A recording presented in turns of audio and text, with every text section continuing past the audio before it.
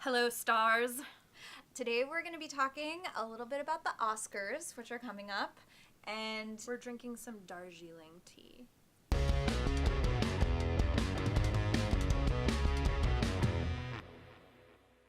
Last year, Oscars So White. it was bigger than I even hoped when I saw it come up. I was like, Yeah. oh, this is going to be another thing that happens and nobody pays attention to, and instead it got covered. Oh my Like god. the media covered it. Yeah, and people have been talking about this for years, but it hit finally became a thing. I mean, maybe the hashtag is a secret. Maybe we got to come up with a catchy hashtag to get people to pay attention to everything. Yeah. But And then whatever actually it was, enacted change, actually opened up a lot of membership to new members in the Academy of Motion Picture Arts and Sciences, and actually kind of see a difference in the nominees this year. definitely To some degree. for Black actors, for sure. We have at least one Black actor nominated in every acting category, Yes. which is for the first time ever. It's amazing. Actually have 2 Black screenwriters being nominated. Yeah, and we even get Joy McMillan as the first Black woman nominated for an editing Oscar, which is pretty exciting. And I'd say among those stories, too, there's a really great diversity of types of stories. Normally in the Oscars, we get biopics. That's what Black actors are nominated for. These are real people that really exist and they did something that's super great, and that's why they get to have a movie. And this time we have one of those. Hidden Figures, which we happen to love so much great. and which did really well at the box office.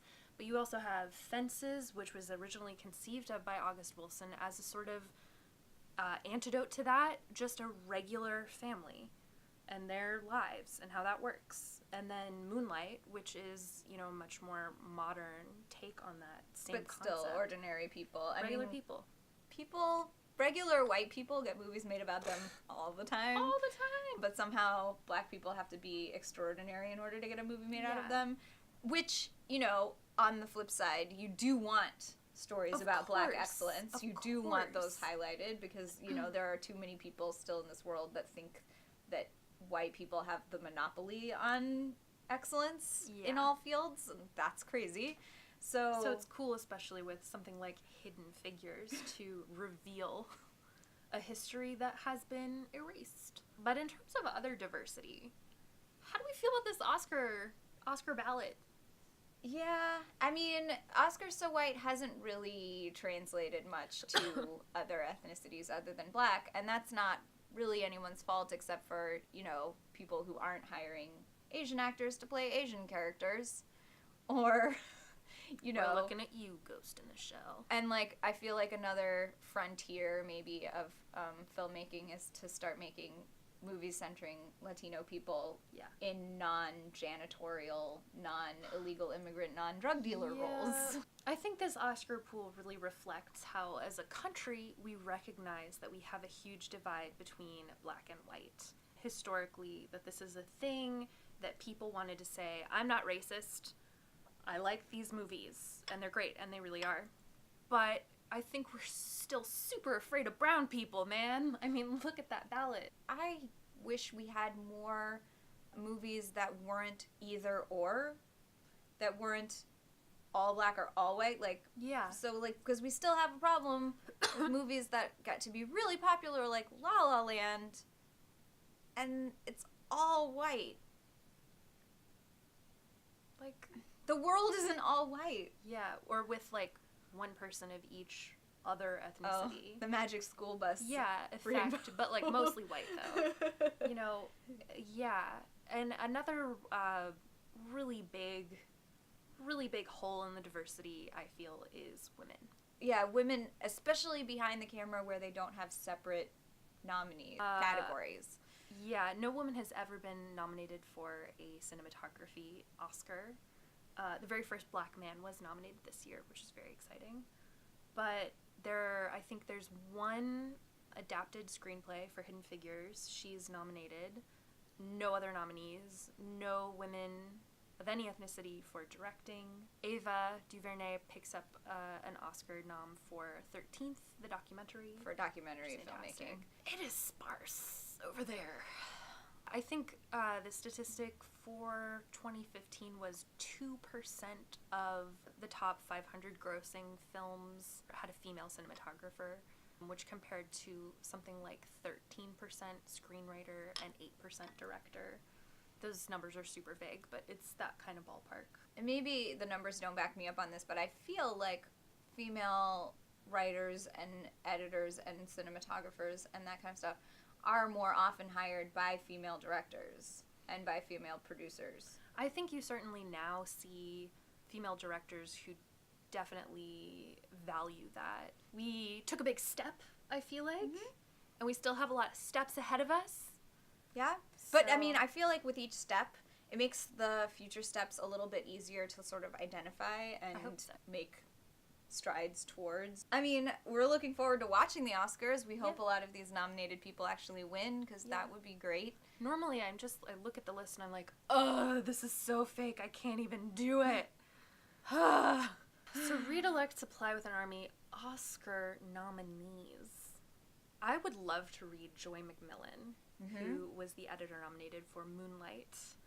Number one, because I love editors, and I think that they save movies, and they're the final screenwriters of films.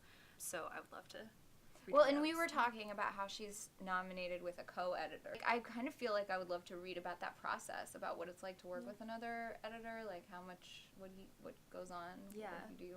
Yeah. But, you know, also would be interested in anything she has to say, because her movie is amazing.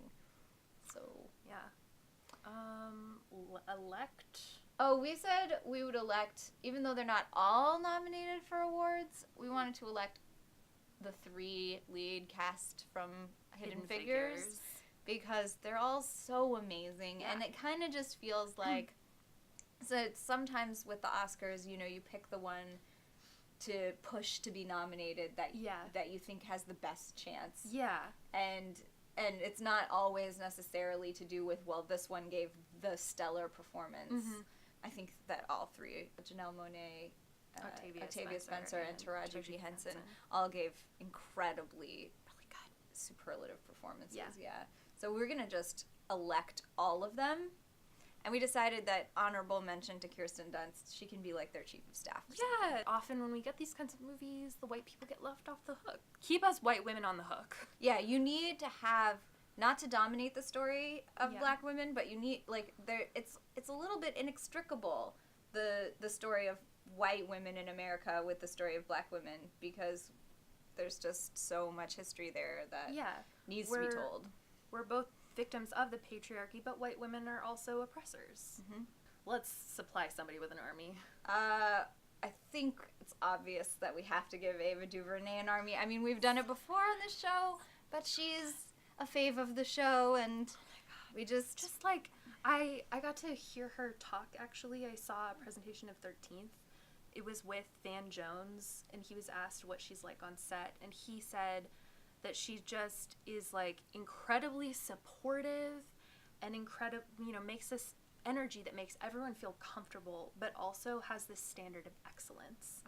And there are just so many directors out there. Sorry, this is a tangent, but, like, there's so many auteurs that, you know, you hear these horror stories about David Fincher or even Alfred Hitchcock, and they're horrendous on set, and they somehow feel that doing this and creating this antagonistic environment is getting the work that they want out of people. And to have Ava create a work environment like this and demand it for herself just gives me so much hope in the world that, like, no, it's possible. Women don't have to do what men do.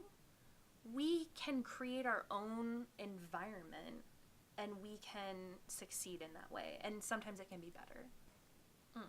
Join us back next week. We are talking about Hayley Mills. It's so funny, the love triangle that isn't in that movie. Yeah. It's weird. It's not really defined. Yeah. She's got her, like, surfer boyfriend, and then there's this FBI agent. If you just liked our video, please actually like it, like, by clicking a button. It's just one little button right there. Maybe share it with somebody if you have questions or strong opinions. Obviously, we love those. Please leave them in the comments below. We love to hear from you guys.